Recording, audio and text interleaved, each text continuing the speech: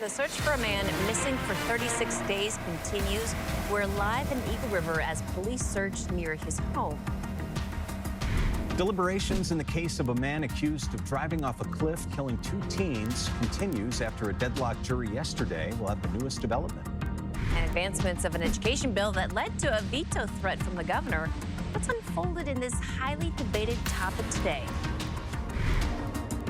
And winter weather advisories continue as snow builds across South Central. I'll let you know how much more to expect. You're watching Alaska's news source.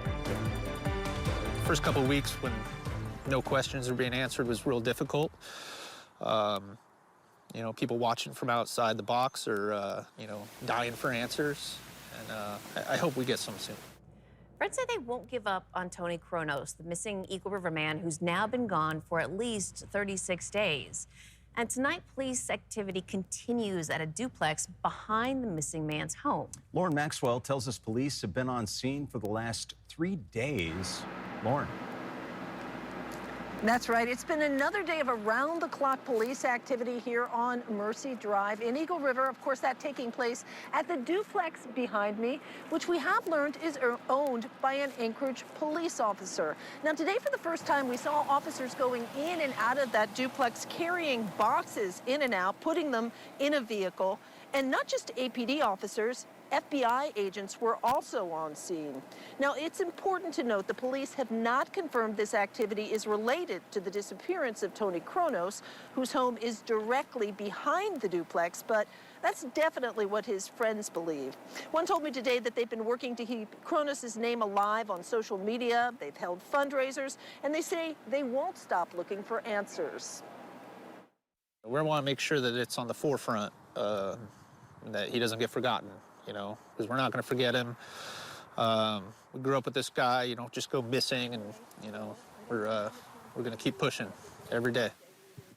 Now, he says police have not been able to share a lot of information with them, but they have told them what they're able to. And he told me that for the most part, they're pretty happy with the police response. They just hope that it leads to some answers soon. Lauren Maxwell, Alaska's news source.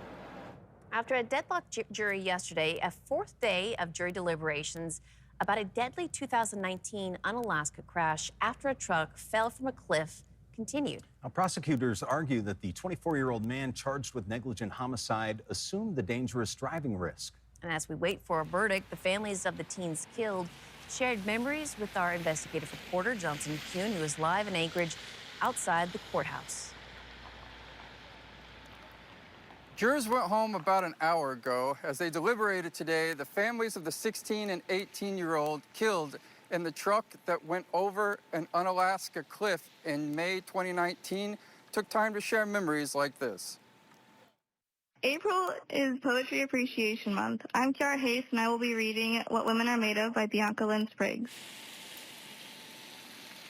Kiara Hayes, heard here reciting a poem, was described in letters from friends as a lover of arts with a positive impact on those around her. Carly McDonald's mother told me she was a generous and strong-minded young woman who loved camping and her cat, Luna. 24-year-old Dustin Ruckman, who is on trial, survived the crash, telling police he was thrown through an open window before the vehicle fell roughly 900 feet over the cliff at Unalaska Head. The judge in the case, Thomas Matthews, allowed more time for deliberations after jurors said they were deadlocked yesterday.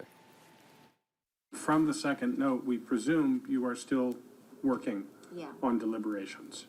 And so for now, I'll simply set aside your indication that you can't reach a verdict and let you continue deliberating. We'll look to see what happens in this case. Ruckman was not found to be driving impaired. Prosecutors have argued that when you're driving in a dangerous area, you assume responsibility for the people in your car. We'll see if the jury reaches a verdict tomorrow on day 5. Johnson Kuhn, Alaska's news source. Well, it's a new view in Anchorage this week. After record heat last week, we had the green grass, the budding trees. Now a new snow setting new records today. How long will it continue to fall? Chief Meteorologist Melissa Fry joins us now with the forecast. Yeah, we are definitely seeing that snow falling tonight is going to continue overnight tonight into tomorrow morning. That winter weather advisory still in effect until 10 a.m. tomorrow. Another 1 to 4 inches for Anchorage tonight. You can see it falling there across the city. Surfaces, though, are a bit warmer, so we are still seeing a lot of melting on those roads. That does mean, though, a lot of standing water, which is likely to turn to ice. So you want to be prepared for an icy and still snowy morning commute tomorrow. Temperatures right now holding on at 32 degrees. That advisory also in effect from Anchorage to Girdwood through Portage to Whittier and through Turnagain Pass, where we'll see even heavier snow again overnight tonight into tomorrow morning. We're seeing that line of snow transitioning to rain just as you head north of about Eagle River, seeing a rain snow mix as you head north into the valley. Drier conditions to the north, also seeing drier conditions south of Seward, but again, very wet conditions across Prince William Sound. It's also warmer there, 42 degrees in Valdez, 42 as well in Talkeetna. And then as soon as you get down south toward Wasilla into Anchorage for Kenai, that's where we're still seeing that pocket of cold air. So again, quite a variety of road conditions. Snow as you head up near Turnagain Pass and Summit Lakes, and on the sides of the road at Bird Point. Wet pavement at the moment, but again, be prepared for icy conditions in this area, even heading into tomorrow, as those temperatures will fall back into the upper 20s overnight tonight as that moisture continues to fall and heading into tomorrow. Snow in the morning, but then drier conditions as we move through the second half of the day. I'll have a more detailed look at that forecast and, of course, your statewide extended forecast here in a few minutes. Thank you, Melissa. Stay updated by downloading the Alaska's Weather Source weather app. You can be alerted to any changes from our meteorologist team. It's free, of course, to download. U.S. stocks took a sharp downturn today after surging yesterday. This as the White House confirms tariffs imposed on China add up to 145% and not the previous 125%. The NASDAQ composite posted its biggest gain in more than 2 decades yesterday, but ended 4.3% lower today. The Dow Jones Industrial Average ended about 2.5% lower. The U.S. dollar continued to decline more than 1%. And despite yesterday's gain in the price of a barrel of Alaska crude, it dropped $2.50 today to close at $66.29. That's down more than $10 a barrel since the beginning of the month. Well, veto threat. That's the governor's reaction to the Senate Finance Committee advancing a version of House Bill 69 today, the education funding bill, including a $1,000 per student funding increase to the base student allocation, or the BSA. That's the per student funding that's already been highly debated, and much more debate is expected on the floor tomorrow morning. Now, the House already pushed this through, and Senate finance members said this morning that part of the reason they wanted to advance the bill to the floor is to see what everybody is thinking about the amount. But others say that they're not buying that, and they're gearing up for a fight tomorrow. You know, right now we're kind of dealing with the closest alligator to the boat, and that's the mid alligator and a far alligator. And right now the closest one is tomorrow with amendments and a bill that we know is going to fail. So we want to take care of that one, then we'll start thinking about what may happen next. Governor Mike Dunleavy reacted on social media saying that the substitute bill is a joke. He said, quote, "It does nothing to improve educational achievement. It does absolutely nothing to support our high-performing charter schools and our popular homeschools," end quote. He added that, quote, "This is an obvious attempt to strong-arm members of the legislature, hundreds of millions of dollars of new spending, and no accountability called for." Now, as of last check, the Anchorage School District responded to a request for comment on movement of the bill by pointing to a school board meeting that happened earlier this week and not providing formal comment on today. The governor's proposed budget was handed to lawmakers, already includes more than $1.5 billion deficit. Well, 3 months after it was proposed, a resolution increasing the Fairbanks North Star Borough's contribution to the local education budget is set to be heard by the Assembly. The resolution, sponsored by Mayor Greer Hopkins, puts a minimum of $60 million into local schools next year. That would be a $2 million increase from the current year. Hopkins says this increase would be coming from higher real taxable property values in the borough, which could lower state funding by about $1.25 million. Now, one Assembly member was skeptical about the proposed funding and said in February that she can't support dipping into funds to boost the allocation. The borough could legally contribute between $40 and $72 million. I ran and campaigned on supporting our school district, and increasing education funding has been something that's passionate and important to me since I was a student here. and trying to improve the tools and opportunities that our students have is where I'm basing my support for our school district on. The Assembly is scheduled to hear public testimony on the resolution at tonight's meeting and could take action then as well. By law, the borough has set a minimum amount for the school district to expect within 30 days of them submitting their recommended budget, which happened on April 1st. Still ahead, 10,000 homes in 10 years. How the mayor of Anchorage plans to put her plan into action in the next decade. Plus, setting sights on a massive Alaska air safety investment. Why the state's congressional delegation says $25 million is necessary.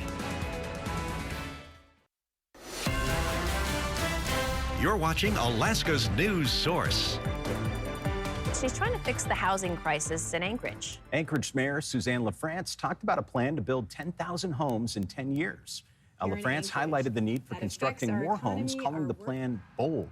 Assemblymember Anna Brawley says that Anchorage developers need for government subsidies, and it has been understood for over a decade. Now, previous Assembly ordinances focused on zoning issues surrounding duplexes and triplexes, but this current proposal will address the cost of new developments.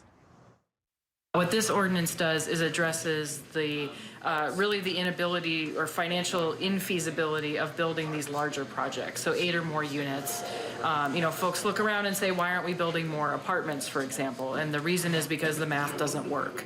And so this is really looking at that larger scale, medium to large scale, and really solving that issue in our market.